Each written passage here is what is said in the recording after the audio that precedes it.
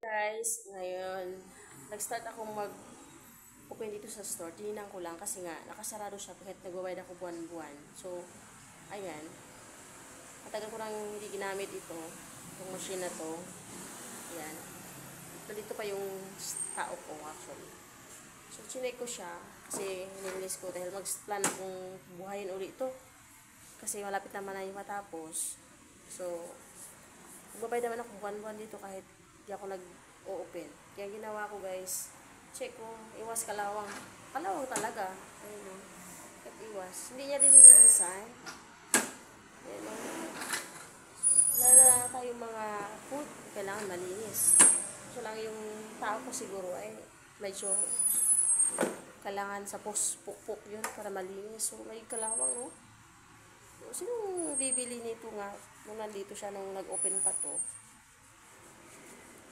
Pati ako takot bumili kasi puro kalawang yung machine. Mahirap talaga guys pag wala ka sa tindahan mo tapos yung may nagbabantay lang.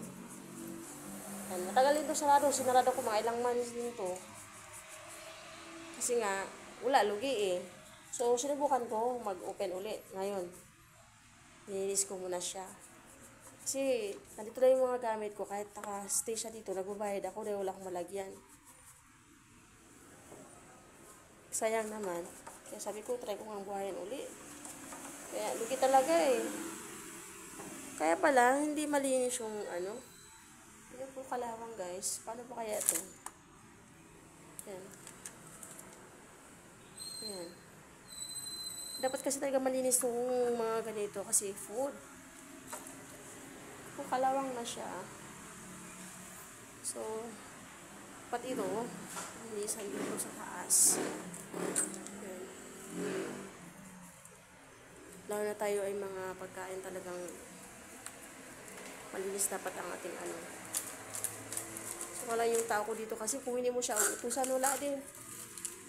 Kaya try kong buhayin ulit. Hindi ako naninisi guys ha. Sabi ko lang. So, try kong buksan uli ito habang nandito pa ako sa Pinas. Yan. Hindi ko alam kung ano pa tong kalawang na to. Diyos ko. Ayan. Inaisip ko. Nagbayad pa rin ako ng rent dito guys kahit hindi ako nag-o-open. Busy kasi ako, inaayos ko yung mga papel ko. Kaya, sinara ko na lang. Ilang months din. Silipin natin dito. You know? Kasi dapat talaga tayo malinis guys.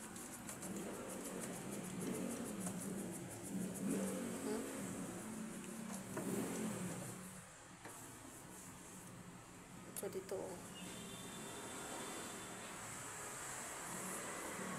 Wala naman ako eh. Sayang lang yung gamit na mga memories to.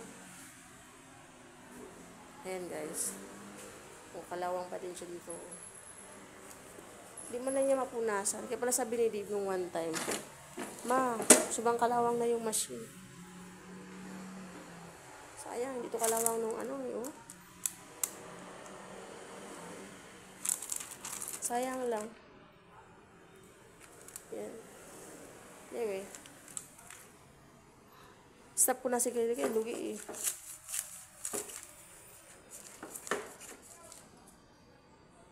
Pero ibig sabihin, mag-ano ako. Kabaya. Pati dito oh. Honestly, talagang bibili. Kasi, hindi kalawang to eh.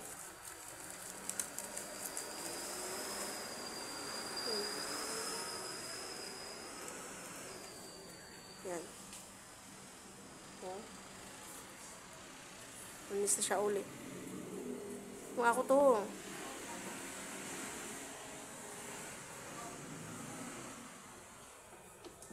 Yun, naging kalawang na din to. Dito na ano. Ayan na, sinubukan kong buksan ng tindahan ulit. Maka mag-proceed, ewan ko. Hinintay ko lang kasi ang pag-alis ko guys. Ayan.